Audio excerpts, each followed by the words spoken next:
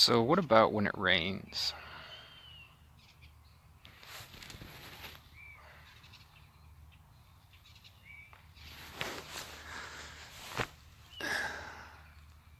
I've got a friend who just recently found out who the love of his life was shortly before she died of cancer.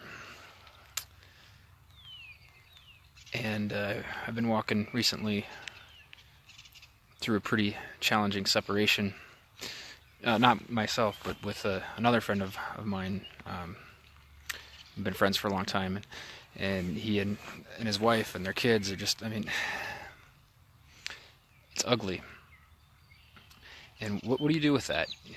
You know, it's easy to talk about motivation. It's easy to um, speak sunshine into people's lives when they're feeling good too. But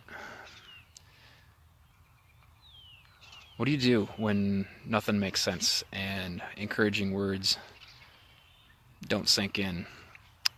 Um, what do you do when you're hurting? I've lost people. I had a very close friend from high school killed in a car wreck, and I had an engagement fall apart, and you know we go through these times in our lives that don't make a lot of sense, and we're not sure how we're going to get through them.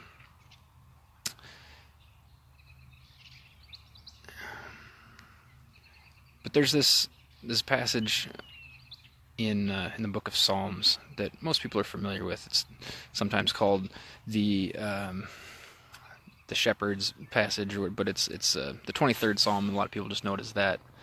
Um, and there's this line in it that says, "He leads me beside still waters," and it follows that up with, "He restores my soul."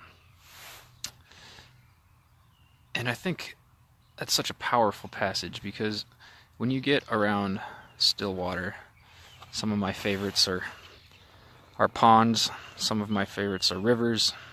I love the ocean. But what happens when you get in these places of nature where um, where there's just a stillness and there's no distraction and no noise, and you just take long periods of time to meditate and absorb the world around you? I think we start to recognize that in the midst of my pain, the birds still chirp. In the midst of my pain, the rain will go and will come, and the sun will shine again. Everything is kind of cyclical. I don't know if that's helpful, but I do know the times sitting by quiet waters are times of deep restoration for my soul.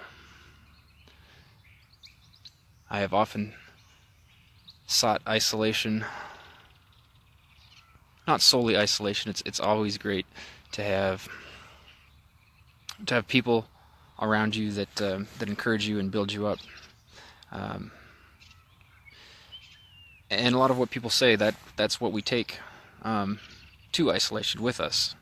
Even if in the moment it isn't helpful, sometimes a word spoken affects us more when we're sitting by the quiet waters and remembering that there's a narrative here that is greater than ourselves.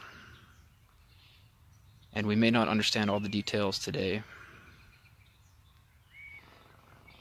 but it is that nature, it is that quiet water time that reminds us that there's an ebb and a flow that continues day after day, and that just as surely as the rain has come, so will the sun. So God bless you, my friends that are hurting. I pray a special peace for you today.